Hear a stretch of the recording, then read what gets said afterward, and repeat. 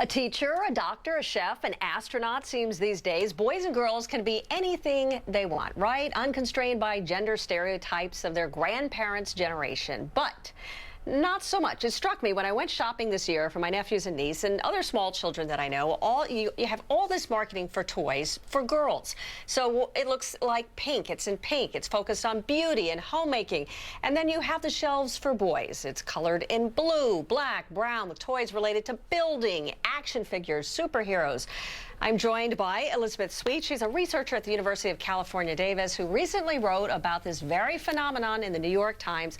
Elizabeth, I have to say it was so refreshing for me because I just went shopping and I thought, what is going on here? And then I read the op-ed on Sunday and I realized I'm not the only one. I'm not going crazy here seeing this alternate universe in the stores. Tell us, why do you think you've got this gender segregation here when it comes to purchasing toys?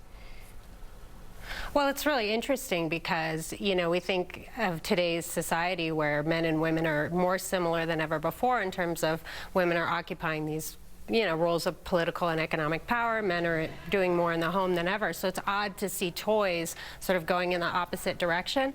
One thing I think is going on is that marketers have used really targeted marketing practices, and they've segmented the market into narrow realms, so they find that they can sell more products if they make separate version for boys and girls.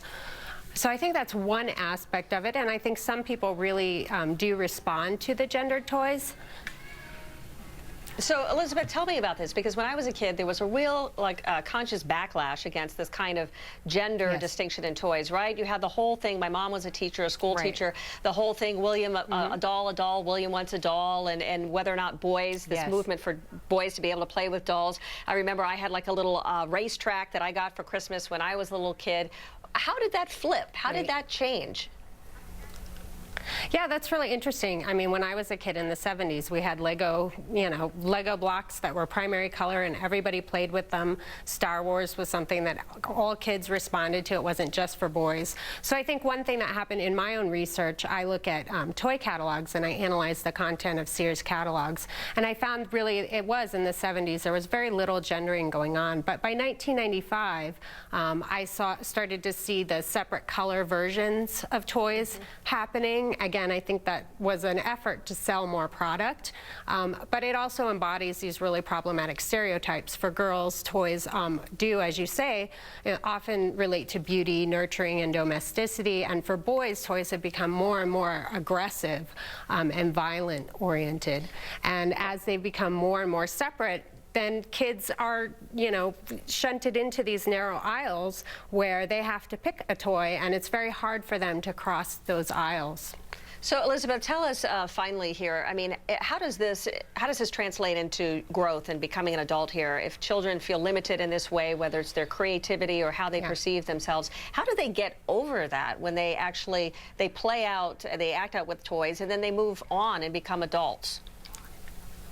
Yeah, that's a really great question, and that's one of the things I think is so problematic about this, is that when children are constrained to narrow sets of stereotypes, it constrains their ideas of what they can become. And so researchers have found that stereotypes that girls aren't good at math, for instance, or girls aren't good at building, limit girls' actual abilities in these areas and their career aspirations. And in the same way, if boys are given the message that nurturing is not for them, then they're not going to develop that necessary skill. So I think these really narrow stereotype toys limit children in ways that have real long-term effects.